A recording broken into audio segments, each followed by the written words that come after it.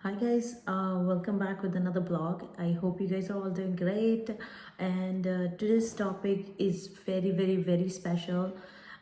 तो आज हम बात करने वाले हैं कि जो चेंजेस हो रहे हैं कनाडा में और जो नए लोग आना चाहते हैं कनाडा इन 2023, क्योंकि नया साल आने वाला है। बहुत सारे लोग सोच रहे हैं कि इज़ इट वर्थ, बिकॉज आजकल सोशल मीडिया पे बहुत सारी वीडियोस आप लोग देख रहे होंगे। कोई बोल रहा है कि कनाडा आना अभी मतलब आना सही नहीं रह गया है।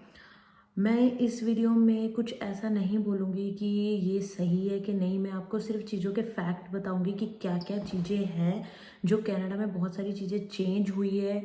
मतलब कौन कौन सी चीज़ें हैं जिनका आपको बहुत ही ज़्यादा ध्यान रखने की ज़रूरत है before you guys are coming to Canada. So before we start this video I just want request, नए आए हो चैनल पे तो चैनल को सब्सक्राइब जरूर कर दीजिएगा, इस वीडियो को लाइक कीजिए और बेल आइकन को दबा दीजिए to get the future updates. तो लेट्स गो। तो जैसे हम सब जानते हैं कि कोई भी बंदा या कोई भी कंट्री अपने आप में परफेक्ट नहीं है, ठीक है। कुछ कोई भी चीज़ परफेक्ट नहीं होती, सारी चीज़ों में कुछ ना कुछ रहता है, ठीक है। उसको हम किस वे में लेते हैं उन चीज़ों को, जो चीज़ें परफेक्ट नहीं है या जो चीज़ें सही नहीं है, उसको किस तरीके से हमने हैंडल करना है, वो सबसे ज़्यादा मैटर करता है। तो सबसे पहले बात अगर हम करें तो लेट्स से जो स्टूडेंट आते हैं उनके बारे में पहले बात करते हैं। पीआर वालों के बारे में भी बात करेंगे, पहले मैं बात करूँगी स्टूडेंट्स के बारे में, ठीक है। जब पहले स्टूडेंट्स आते थे तो उनका जो खर्चा रहता था, मतलब कि उनकी फ़ीस लगा लो या फिर उनका जीआईसी लगा लो, तो वो बहुत सारी चीज़ें जो है चेंज हो चुकी हैं, ठीक है। तो लेट्स से अगर फ़ीस की बात करें, जब मैं आई थी इन 2014 में, तब फीस बहुत ही कम होती थी। जब मेरे हस्बैंड आए थे तब उससे भी मतलब डिफरेंट चीज़ें थी। No doubt over the period of time चीज़ें चेंज होती हैं, तो हमें चेंज एक्सेप्ट करना पड़ता है। बट कई चीज़ें ऐसी होती है जो इंस्टेंटली मतलब बहुत ज़्यादा चेंज हो जाती है, ठीक है। जैसे पहले क्या होता था कि आपको जो फ़ीस होती थी, जो स्टूडेंट आते हैं उनको फ़ीस जो होती थी वो आपको एक सेमेस्टर की देनी पड़ती थी, ठीक है। अब जो है अब आपको 2 सेमेस्टर की फ़ीस देनी पड़ती है, ठीक है। तो मतलब 2 सेमेस्टर की फ़ीस आपको पे करनी होती है, तो जीआईसी $10,000 जो होता है वो पे करना होता है। नॉर्मल आजकल मतलब जो फ़ीस है पर सेमेस्टर की वो 8 to 9 thousand कॉलेज की फ़ीस ही हो चुकी है, राइट। पर पहले क्या होता था, जब मैं आई थी तब मेरी फ़ीस होती थी 6500 पर सेमेस्टर, राइट। तो मैंने 6500 पर सेमेस्टर पे किया है। बट आजकल जो स्टूडेंट आ रहे हैं मोस्टली उनकी फ़ीस 8000 या उससे ऊपर ही है, इससे कम नहीं है किसी भी कॉलेज की। तो ये खर्चा जो है एक बढ़ चुका है। बट सब फिर भी वाइजली अगर इसी में हम बात करें कि पहले जो स्टूडेंट होते थे उनकी मिनिमम वेज भी बहुत कम होती थी, राइट। जब मतलब जो मिनिमम वेज है कनाडा की, जो मतलब तो आप कोई भी जॉब करते हो उनको जो मिनिमम वेज मिलती है वो पहले बहुत कम होती थी। पहले जैसे $10 भी थी कई प्रोविंसेस में जब मैं आई थी, तो मतलब तब एक साल बाद 2015 में मेरे ख्याल से $11 हुई थी, राइट। तो अब उस कंपेरेटिवली भी अगर देखें हम तो उस वेज भी थोड़ी रेज हुई है, ठीक है। अभी जैसे मिनिमम वेज कनाडा में कई प्रोविंसेस में $16 भी मिल रही है और कई जगह पे $15, मतलब ओंटारियो में $15 मिल रही है, राइट। तो ये चीज़ मतलब हर किसी के लिए वो मैटर नहीं करता, ठीक है। जो लोगों ने आना है उन्होंने पहले जो मतलब पैसे लगा के आते थे, पहले वो कमाई भी कम करते थे, अब थोड़ी कमाई भी थोड़ी उनकी बढ़ चुकी है, ठीक है। तो ये तो थी एक बात, ठीक है। अब अगर हम दूसरी बात करें रेंट की, ठीक है, तो रेंट कनाडा में बहुत ज़्यादा जो है बढ़ चुके हैं। मतलब पहले जो ऑन एन एवरेज एक पर्सन मतलब एक स्टूडेंट जो रेंट देता था, अगर शेयरिंग पे आप लोग रहते हो तो रेंट में क्या होता है कि आप अगर शेयरिंग में रहते हो तो आपको पहले 300 350 में कमरा मिल जाता था। कई बार तो ऐसा होता था कि आपको 250 में भी मिल जाता था। बट अब ऐसा नहीं है, आपको शेयरिंग में भी कमरा 450 से लेके 600 के बीच में ही मिलता है। मतलब अगर आप सिंगल रूम देख रहे हो तो मतलब आपको शेयर नहीं करना किसी के साथ, तो 700 के आसपास, 650 700 के आसपास आपको सिंगल रूम मिलता है। बट पहले क्या होता था, पहले आपको अगर सिंगल रूम भी चाहिए होता था तो आपको 450 500 में कई बार मिल जाता था, ठीक है। और अगर हम बात करें यहाँ पे फैमिली की, अगर आप फैमिली आ रहे हो मतलब हस्बैंड वाइफ आ रहे हो, फैमिली आ रहे हो, आपको बेसमेंट चाहिए, पहले बेसमेंट्स मिल जाती थी 900 में भी मिल जाती थी बेसमेंट, 800 में भी मिल जाती थी 1 बेडरूम की बेसमेंट, बट अब जो है आपको 1200 से 1300 डॉलर में सिंगल बेडरूम बेसमेंट, छोटी सी, मतलब जो डीप जाके होती है बेसमेंट, वॉक इन बेसमेंट नहीं, 1200 से 1300 डॉलर में आपको जो है बेसमेंट मिलती है। तो एक ये भी चीज़ मतलब बहुत ज़्यादा इम्पैक्ट हुई है, ठीक है। तो ये चीज़ें भी आपको मतलब कंसिडर करनी पड़ेंगी अगर आप सोच रहे हो कनाडा आने का। मेरा ये चीज़ें बताने का मतलब ये नहीं है कि मैं आपको डीमोटिवेट करना चाहती हूँ, जहाँ मैं आपको ये बोल रही हूँ कि आपको कनाडा नहीं आना चाहिए। डेफिनेटली आना चाहिए, आपके ऊपर डिपेंड करता है कि आप उन चीज़ों को किस तरीके से हैंडल करोगे, कि क्या इतना जो चीज़ें बढ़ रही हैं, इन्फ्लेशन हो रही है, इतना जो चीज़ें चेंज हो रही हैं, मतलब ड्रास्टिकली चेंज हो रही हैं मैं बोलूँगी, क्योंकि मतलब इंस्टेंटली सब कुछ चेंज हो रहा है। नो डाउट, मैं ये नहीं बोलूँगी कि सिर्फ कनाडा में ही हो रहा है, बाकी कंट्रियों में भी हो रहा है। जैसे कि इंडिया में भी बहुत ज़्यादा महंगाई हो चुकी है। काफ़ी सारे मेरे फ्रेंड्स जो इंडिया होके आए हैं वो बता रहे थे कि मतलब टोटली डिफरेंट है, बहुत ज़्यादा महंगाई इंडिया में भी हो चुकी है। अगर हम यूएसए की बात करें, वहाँ पे भी बहुत चीज़ों के प्राइजेस अप जा चुके हैं, और यूके में कहीं भी हम बात करें, सब जगह महंगाई हो रही है। तो वाई, मतलब मैं ये सोच रही हूँ कि कनाडा में जो आजकल लोग वीडियोस डाल रहे हैं कि कनाडा को ही क्यों मतलब फोकस करें कि कनाडा बहुत महंगा होता जा रहा है, जबकि सारी कंट्रियाँ ही ऐसी हो रही हैं। आपको उस चीज़ का हल ढूंढना चाहिए। अगर आप लेट्स से स्टूडेंट भी आ रहे हो, तो मैं बट ये बात आपको ज़रूर बोलना चाहूँगी कि अगर आप ये सोच के आ रहे हो कि मतलब, अगर आप ये सोच के आ रहे हो कि, क्योंकि इंडिया में मेंटालिटी हमारी होती है ना कि मतलब जब मैं भी थी इंडिया में, जब मैं अभी आई नहीं थी कनाडा, तो मैं भी यही सोचती थी कि वही वहाँ पे तो मतलब $10 भी अगर बंदे को मिले, तो मतलब अगर मैं 10 घंटे जॉब करूँगी तो $100 बन जाता है, राइट। हम सभी सोचते हैं जब हम इंडिया में होते हैं, अभी कनाडा नहीं आ रहे होते, बट रियलिटी चेक हमें यहाँ पे आके ही मिलता है कि ऐसा कुछ नहीं होता। फिर हमें यहाँ पे आके पता चलता है कि तुम 8 घंटे ही जॉब कर सकते हो, मतलब दिन के 8 घंटे मिलते हैं आपको, वीक के 40 घंटे मिलते हैं, उससे ज़्यादा बहुत मुश्किल से मिलते हैं, राइट।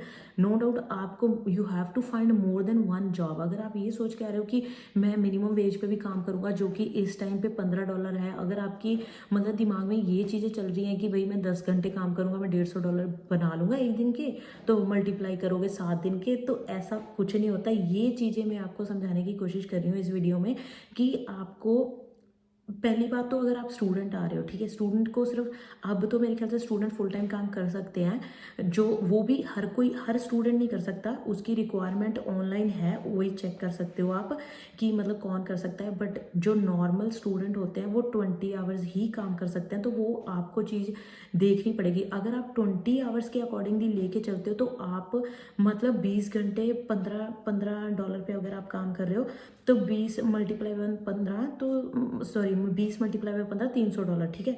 आपका $300 एक वीक का बनता है। तो अगर आप उसी, अगर आप फुल टाइम भी कर सकते हो, लेट्स से आप 15 मल्टीप्लाई बाय 4, तो मतलब $600 आपका जो है वीक का बनेगा। अगर आप 40 घंटे भी काम कर सकते हो, तो 600 मल्टीप्लाई बाय 4 मतलब $2400। तो $2400 अगर आप सिर्फ इतना ही सोच के चल रहे हो कि मैं यही करूँगा, फिर आपका सर्वाइव करना बहुत मुश्किल है, ठीक है। तो इसलिए वो मेंटालिटी आपको चेंज करने की ज़रूरत है, क्योंकि मैं ये बोलूँगी कि अगर आप सोच रहे हो कि $15 पे आप काम करके आप कुछ भी कर सकते हो, और मिनिमम वेज पे एक ही जॉब करके तो कर सकते हो, तो नहीं, वो मुश्किल है। और तीसरी बात मैं ये करना चाहती हूँ हाउसिंग की, क्योंकि अगर आप आज कनाडा आ रहे हो, ये तो है नहीं कि आपने हमेशा मतलब अपनी लाइफ में रेंट पे ही रहने का सोच रखा है, ठीक है। आप घर भी लोगे आज से 3-4 साल बाद, जब भी आप घर लोगे, तो घरों के प्राइस जो है, आपने बहुत सारी वीडियोस देखी भी होंगी, बहुत ज़्यादा कनाडा में घरों के प्राइसेस रेज हो चुके हैं। जो घर मतलब आपको 3 से 4 बेडरूम का घर, जो आज से 5 साल, ज़्यादा पीछे नहीं जाऊँगी, 3 साल पहले की बात करते हैं, 2 या 3 साल पहले, मतलब आपको 3 बेडरूम हाउस जो है 4-5 लाख डॉलर में मिल जाता था। अब वही जो है डबल हो चुका है, आपको 8-9 लाख में वो घर मिलता है, सेम घर, ठीक है। तो वो चीज़ें भी अगर आप ये सोच रहे हो कि जैसे मैंने पहले बताया कि $15 पे काम करने से, चाहे आप हस्बैंड वाइफ भी काम कर रहे हो, तो आपको अगर लगता है कि आप घर मतलब ले सकते हो, अफोर्ड कर सकते हो $15, तो ऐसा बिल्कुल भी नहीं है। तो आपको जो है अपने स्किल्स को अपग्रेड करते रहना पड़ेगा ताकि आप अच्छी जॉब ले सको। बल्कि मैं तो ये बोलूँगी कि आपको बिजनेस ही कोई मतलब बिजनेस की तरफ ही सोचना चाहिए, क्योंकि जॉब अब अगर आप जॉब करते भी हो, जितने चाहे मर्जी आप पैसे बना लो, कनाडा में टैक्सेस बहुत ज़्यादा हैं, बहुत तरह के टैक्स आपको देने पड़ते हैं, आपके हाथ में कुछ नहीं आता बच के एंड में। तो उससे अच्छा है कि बंदा मतलब जॉब करे क्योंकि आपको सरवाइव करना है, राइट। साइड बाय साइड आपको साइड हसल कुछ ना कुछ करनी ही पड़ेगी कि आपका थोड़ा बहुत इधर उधर से आता रहे, ताकि आप कुछ सेविंग कर सको। भाई आपको यहाँ पे घर लेने के लिए मतलब सेव करने के लिए लग जाते हैं 5-5 साल भी लग जाते हैं लोगों को, क्योंकि आपको कम से कम $1-1 लाख मिनिमम, जो आज की मतलब सिचुएशन चल रही है उसके हिसाब से $1-1 लाख कम से कम आपको चाहिए अगर आप कोई भी घर देख रहे हो लेने का, ठीक है। तो वो चीज़ें अगर आप आज से ही प्लान करके चलोगे तभी वो चीज़ें मतलब जो है हो पाती है आगे फ्यूचर में, ठीक है। तो वो चीज़ें हैं, ऐसा नहीं है कि आपको आना नहीं चाहिए, ऐसा मैं कुछ नहीं बोलूँगी कि आपको नहीं आना चाहिए। जस्ट आपको चीज़ों का पता होना चाहिए कि कनाडा में क्या चीज़ें चल रही हैं, और इस टाइम जो 2023 में आना चाहते हैं, क्योंकि 2022 इज़ ऑलमोस्ट गॉन, 2023 में जो आना चाहते हैं उनको चेंजेस का पता होना चाहिए। उनको you need to watch this video before you guys are coming to Canada.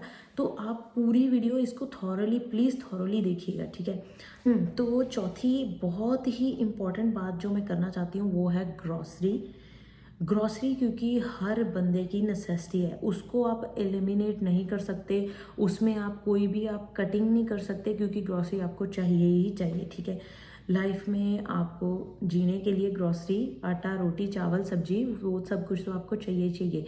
तो अगर मैं थोड़ा सा आपको हाईलाइट दूँ मतलब ग्रॉसरी पे, क्योंकि जब हम आए थे ग्रॉसरी में जो मोटी मोटी चीज़ें जो सबको बेसिक चीज़ें जो चाहिए होती है, बेसिकली आटा चाहिए होता है, सबको ही चाहिए होता है, ठीक है। आटा चावल मतलब रोटी बनाने के लिए आटा चावल और दाल सब्जी, मतलब ये तो बेसिक चीज़ें हैं, ठीक है। अंडे ब्रेड और दूध वगैरह लगा लो, ठीक है। तो इन चीज़ों के प्राइस जो है बहुत ज़्यादा डिफरेंट मतलब बहुत ज़्यादा चेंज हुए हैं। पहले क्या होता है कि आटे का बैग जो होता था $9 में भी मिल जाता था, $9-10 में मिल जाता था। अब वही आटे का जो आपको बैग है, सेम क्वांटिटी है उसकी, मतलब 20 पाउंड का बैग होता है यहाँ पे, तो सेम क्वांटिटी का जो आटे का बैग है वो आपको 17-18 कहीं तो $21 में भी मिल रहे हैं। तो बेसिकली वो चीज़ें चेंज हुई हैं, इसमें आप कटिंग नहीं कर सकते, बट इसमें आपको ढूंढना है बहुत सारे तरीके। अभी कनाडा में एक और चीज़ होती है, मैं वो आपको बताना चाहूँगी। कनाडा में एक ऐप होता है फ्लिप करके, ठीक है, फ्लिप ऐप होता है। उसमें क्या होता है कि आपको वो फ्लिप ऐप में सारी जगह के डिस्काउंटेड प्राइस दिखाता है वो। लेट्स से अगर आपके घर के पास वॉलमार्ट है, नॉफ्रिल्स है, फ्रेशको है, ये ग्रॉसरी स्टोर्स के नाम है जो मैं आपको बता रही हूँ। वॉलमार्ट, फ्रेशको, नॉफ्रिल्स, सॉबीज़, ये 4-5 हैं। बेसिकली आप लेट्स से आपने ग्रॉसरी करनी है, ठीक है, आप बट थोड़े पैसे बचाना चाहते हो, आप क्या कर सकते हो। और एक चीज़ और मैं यहाँ पे बोलना चाहूँगी कि आप ग्रॉसरी एक टाइम में मत लेके आओ, ठीक। लेट्स से आप महीने के मतलब 2 बार महीने में ग्रॉसरी करते हो, जहाँ हफ्ते एक ही बार इकट्ठी ग्रॉसरी लेके आते हो, हफ्ते की पूरी ग्रॉसरी इकट्ठी लेके आते हो, ठीक है।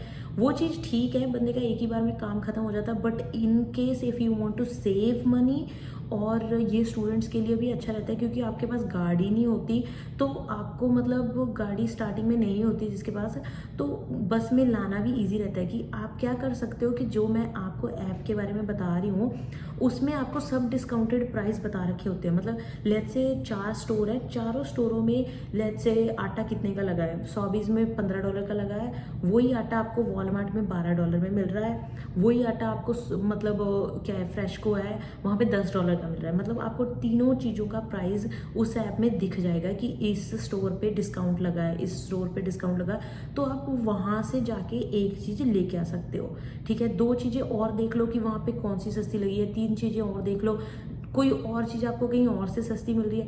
I know it is time consuming, but if you just in the scenario of saving money, तो आपके उसमें पैसे बच जाते हैं। तो आप मतलब लेट्स से अगर महीने की हम बात करें तो एवरेज जो फैमिली की ग्रॉसरी है, अभी पीछे सर्वे हुआ था तो कनाडा की गवर्नमेंट ने बताया था कि जो एवरेज 4 लोगों की फैमिली है उनका खर्चा जो ग्रॉसरी में जाने वाला है वो $1000 जाने वाला है, ठीक है। तो वो $1000 अगर हम लगा के चलें, तो अगर आप ऐसे डिस्काउंटेड कोड्स से मतलब डिस्काउंटेड प्राइजेस पे आप चीज़ें लेके आते हो तो उसमें आपका 1000 की बजाय 700 लगेगा, मे बी 800 भी लगे, but still you are saving $200, right. तो स्टूडेंट्स को बहुत ज़्यादा फ़ायदा होता है, तो आपके पैसे काफ़ी बचे। एक बंदे की अगर मैं स्टूडेंट की बात करूँ तो ऑन एन एवरेज एक स्टूडेंट की पहले ग्रॉसरी आ जाती थी $100 में, $150 में, बट अब वही ग्रॉसरी जो है 300 में आती है, 400 में आती है, राइट। तो ये चीज़ें मतलब डिफरेंट हुई है अभी, मतलब इन्फ्लेशन के हिसाब से। तो और एक इम्पॉर्टेंट बात हम करते हैं ट्रांसपोर्टेशन की, ठीक है। जब कोई बंदा नया आता है तो उनके पास गाड़ी वगैरह नहीं होती है, तो यहाँ पे ये चीज़ें भी मैं आपको मतलब हाईलाइट करना चाहती हूँ। लेट्स से कोई इंडिया से आ रहा है, इंडिया में उसके पास गाड़ी थी, मेड थी काम करने के लिए और गाड़ी के बिना कहीं जाते नहीं थे, तो ऑब्वियसली उनको मैं ये बोलना चाहती हूँ कि आपको वो चीज़ें आते ही नहीं मिलेगी, ठीक है, क्योंकि हर बंदे को स्ट्रगल तो करनी ही पड़ती है यहाँ पे आके। तो आपको वो अपनी मेंटालिटी जो है कि अगर आप सोच रहे हो कि थोड़ी देर में मेड हो जाएगी, वो चीज़ें यहाँ पे नहीं है। तो ये चीज़ें आपको क्लियर होना बहुत ज़रूरी है, सबको ही क्लियर होना बहुत ज़रूरी है। आपको अगर पहले ही चीज़ें क्लियर हो तो वो बंदे को उतनी मुश्किल नहीं होती आगे, ठीक है। तो हम जैसे ट्रांसपोर्टेशन की बात करें, अगर आप मंथली हम बस पास की बात करें तो अब जैसे गवर्नमेंट ने, मैंने देखा है कि ऑनलाइन में चेक करी थी, गवर्नमेंट ने निकाला है कि स्टूडेंट्स को जो है डिस्काउंटेड रेट पे जो है बस पास मिल रहे हैं। जो हाफ रेट में है बस पास मिल जाता है अभी स्टूडेंट्स को, बट अगर हम वो भी मतलब नहीं लेके चले, अगर हम फुल प्राइस भी लेके चले तो 100 से लेके $120 में $150 तक आपका जो है महीने का बस पास आ जाता है। वहीं पे अगर हम बात करें कि आप गाड़ी लेनी है आपने, क्योंकि आजकल बहुत ज़्यादा मैं देख रही हूँ कि स्टूडेंट्स आते ही गाड़ी ले लेते हैं, क्योंकि कनाडा में क्या कर रहे हैं कि जो गाड़ियाँ सेल कर रहे हैं वो आपको मतलब चेप रहे हैं। बेसिकली मेरे कहने का मतलब है कि वो आपको बोलते हैं कि आपको कुछ नहीं देना, मतलब आपको डाउन पेमेंट कोई नहीं देनी गाड़ी की, आप बस गाड़ी ले जाओ। और कई मतलब जो गाड़ियों के शोरूम है, कई तो वो ऐसे भी कर रहे हैं कि मतलब आपको 3 महीने तक कोई किश्त भी नहीं देनी गाड़ी की, ठीक है। 3 महीने तक आपको कोई किश्त भी नहीं देनी गाड़ी की। बेसिकली वो आपको मीठा दे रहे हैं। एक बार आपने गाड़ी ले ली, उसके बाद आप फंस गए, क्योंकि स्टार्टिंग में ही आपने अपने खर्चे जो है इतने होने चाहिए थे, आपने इतने कर लिए पहले ही, राइट। तो आपके पास कोई सेविंग करने की ऑप्शन नहीं बची। तो उन चीज़ों में आपको अपने पैसे बचाने की ज़रूरत है यहाँ पे। वैसे तो अगर हम सिटी की बात करें, सिटी में जब मैं ब्रैम्पटन रहती थी, स्टूडेंट लाइफ, वर्क परमिट, सारी लाइफ बिना गाड़ी के ही निकाली है, राइट। तो अगर आप GTA में आ रहे हो, टोरंटो, ग्रेटर टोरंटो एरिया में आ रहे हो, तो मोस्ट ऑफ द सिटीज़ में आपको गाड़ी की ज़रूरत भी नहीं है स्टार्टिंग में, ठीक है। अगर आपको लगता है कि आप बस में जाके आप अफोर्ड कर सकते हो, आप चल सकते हो, क्योंकि पैर पे वहाँ पे बस आती है, मतलब हर 10 मिनट में बस आती है विद इन अ सिटी, वहाँ पे तो बल्कि गाड़ी की इतनी ज़रूरत नहीं पड़ती है। बट अगर आप आउटर स्कर्ट में रहते हो, जैसे मतलब GTA के बाहर रहते हो, वहाँ पे कई जगह बसेस की इतनी ज़्यादा फैसिलिटी नहीं है, तो वहाँ पे हो सकता है कि आपको गाड़ी की ज़रूरत पड़े। बट उसमें भी आपको देखना है कि ये नहीं है कि बंदा मस्टैंग ले ले आते ही, जहाँ फिर वो दूसरी गाड़ी, आजकल चैलेंजर बहुत ले रहे हैं लोग, ठीक है। उसकी बजाय उसमें क्या है, $500 एक मतलब हफ्ते की जो किश्त होती है। उसके बाद इंश्योरेंसेस GTA में इतनी ज़्यादा बढ़ चुकी है गाड़ी की। अगर हम ब्रैम्पटन की बात करें तो ब्रैम्पटन की नए लाइसेंस पे अगर कोई गाड़ी है किसी की, तो $600-700 तो आपकी इंश्योरेंस ही होती है ब्रैम्पटन में। तो उसके ऊपर से आपका गैस, मतलब कनाडा में अब पेट्रोल को गैस बोलते हैं, मतलब ठीक है, तो पेट्रोल को गैस बोलते हैं, तो उसके ऊपर आपकी गैस लगनी है जो उसका प्राइस। तो मतलब ऑन एन एवरेज अगर मैं $1000 भी अगर लगा के चलूँ, $1000 $700 आपकी इंश्योरेंस का हो गया, $200-400 आपका गैस लग जाती है महीने की, तो ऊपर से आपकी गाड़ी की किश्त, मतलब बना के आपका $2000 गाड़ी में ही निकल जाता है। तो अगर आप ये चीज़ें सोच रहे हो कि मैं अगर $2500, जैसे मैंने आपको एग्जांपल दी थी फुल टाइम काम करने वाले को, तो अगर आप $2500 बना रहे हो तो भाई $200 तो $2000 तो आपकी गाड़ी लेके जा रही है, जैसे आ रहे हैं पैसे वैसे ही जा रहे हैं, ठीक है। अगर आपकी गाड़ी सस्ती भी लेते हो तो $500 कम कर लो, 1500 हो गया। अगर उससे भी सस्ती मतलब लेते हो तो 500 और कम कर लो, 1000 हो गया। फिर भी आपका $1000 तो जो है महीने का कहीं नहीं गया, वो तो जाना है। जो सस्ती से सस्ती गाड़ी भी लेते हो तो $1000 आपका महीने का गाड़ी में जाना ही जाना है। तो उसमें आप पैसे सेव कर सकते हो स्टार्टिंग में, जब तक आपको लगता है कि आपको गाड़ी की ज़रूरत नहीं है, आपको बिना गाड़ी के आपका काम चल सकता है, ठीक है। उसमें सेव कर सकते हो। आपको देखना है, बेसिकली आपको देखना है कि आपको पैसे कहाँ से आप बचा सकते हो, राइट। क्योंकि बची अगर आप वही 100 150 डॉलर का अगर आप गाड़ी की जगह पे पास लेके महीने का वो यूज़ करते हो तो कहाँ 1000 कहाँ 100, फिर भी आपका $900 सेव हो रहा है, right. It's a huge difference. And $1000 मतलब बनाने में पूरा 1 डेढ़ हफ्ता लग जाता है, तो वो बचाना इट्स ईजी हेयर। लाइक अगर आप बस पास यूज़ कर रहे हो, गाड़ी नहीं लेते हो, तो it's easy to save that $900, like जो आपका गाड़ी में जाने वाला। और एक बात और है जो मैं मतलब बोलना चाहती हूँ कि सब बोल रहे हैं, बहुत सारी न्यूज़ भी आ रही है कि 2023 में रिसेशन आने वाला है, कनाडा में मंदी आने वाली है। और बाकी जगह का मुझे इतना ज़्यादा पता नहीं है, क्योंकि कनाडा में तो कैनेडियन गवर्नमेंट ने भी न्यूज़ निकाली थी कि 2023 is going to be a tough year. और जेफ बेजोस ने भी मतलब अपनी एक स्टेटमेंट दी थी कि मतलब बहुत ज़्यादा पैसे इस हॉलीडेज़ में मत खर्च करो, क्योंकि बहुत ज़्यादा मंदी आने वाली है अगले साल। जितना हो सका पैसा सेव करो। और जॉबें लॉस होने वाली हैं, लोगों की जॉब्स जाने वाली है बहुत सारी। 10,000 वर्कर्स को मतलब जो है अमेज़ॉन ने भी निकाला है। ट्विटर ने बहुत सारे जो है वर्कर्स को ले ऑफ कर दिया, मतलब निकाल दिया काम से। और फेसबुक ने, मेटा ने भी निकाला। बहुत सारी बड़ी बड़ी कंपनियों ने जो है रिसेशन का सोच के तो बहुत सारे लोगों को काम से निकाल दिया। तो नो डाउट कि ये है, दिमाग में चल रहा है ये चीज़ें भी कि बहुत ज़्यादा दिक्कत आने वाली है। बट अगर हम इसकी पॉजिटिव साइड देखें, अब कनाडा में आए दिन न्यूज़ आती है कि हेल्थ सेक्टर में कनाडा को बहुत ज़्यादा लोग चाहिए। और आईटी में तो इतने ज़्यादा लोग हर साल मतलब कनाडा आते हैं, इंडिया से आते हैं, बहुत सारे देशों से और भी आते होंगे। तो मतलब मैं ये कहना चाहती हूँ कि उसमें भी आपको पॉजिटिव साइड, अगर आप हेल्थ सेक्टर में हो, जैसे नर्सेज, ये मतलब पीएसडब्ल्यू, ये चीज़ें, ये अगर ये चीज़ें जॉब करते हो आप, तो आपके लिए still you are in a good मतलब टाइम, आपके लिए स्टिल गुड टाइम है कनाडा आने का। तो ये इसका मतलब ये भी नहीं है कि अगर आप दूसरे किसी और सेक्टर में हैं तो आपके लिए गुड टाइम नहीं है, नहीं। क्योंकि आपको बहुत सारी जॉबें हैं कनाडा में, मिल जाती है। आपको ढूंढना पड़ता है, टाइम लगता है हर चीज़ में, पेशेंस आपको चाहिए, टाइम लगता है हर चीज़ में। ये नहीं है कि आते ही सब कुछ सेट हो जाता है, टाइम रहते रहते रहते रहते सब कुछ ठीक हो जाता है। बट आपको अपना माइंड जो है प्रिपेयर करके आना चाहिए। अगर किसी का माइंड प्रिपेयर रहता है तो उसको सेटल होने में ज़्यादा दिक्कत नहीं आती है। फिर अगर आपका माइंड प्रिपेयर नहीं है ना, तो फिर आपको बहुत दिक्कत आने वाली है, ठीक है। तो बस वही है कि अगर आप यही सोच, आपको ये सोच के आना है कि आपने मतलब जो कमाना है वो खाना है, तो फिर तो मतलब वही है, फिर तो कुछ नहीं बचेगा। तो मतलब अगर आप मिनिमम वेज पे काम करते रहना चाहते हो, इजी लाइफ चाहते हो कि मैं सुबह गया और शाम को घर आ गया, अपना मज़े से रह रहा हूँ, कोई टेंशन नहीं है, तो फिर तो आपके ऊपर है वो, तो आपने कैसे रहना है, आपने अपनी आगे की लाइफ कैसे देखनी है। क्योंकि अगर कुछ बंदे ने बनना है, अगर हम कनाडा आते हैं कुछ बनने के लिए आते हैं, कुछ करने के लिए आते हैं, टाइम खराब करने तो कोई भी नहीं आता, राइट। अगर हम कुछ बनने आते हैं तो उसके लिए हमें मेहनत तो करनी पड़ेगी। अगर हम ये सोच के आए हैं कि मैं कनाडा जाऊंगा, कुछ सोचा ही होगा हमने, राइट। तो हमने उन चीज़ों को कैसे पूरा करना है वो हमारे दिमाग में होना चाहिए। क्योंकि रियलिटी आपको यहाँ पे आके ही मिलती है। पहले तो हम ख्वाब ही देखते हैं कि मैं कनाडा जाके ये कर लूँगा वो कर लूँगा, बट जो असली रियलिटी चेक मिलता है वो हमें कनाडा आके ही मिलता है। मैं ये चीज़ बोलना चाहती हूँ कि अगर बंदा पहले से ही प्रिपेयर रहे तो बंदे को इतनी दिक्कत नहीं होती।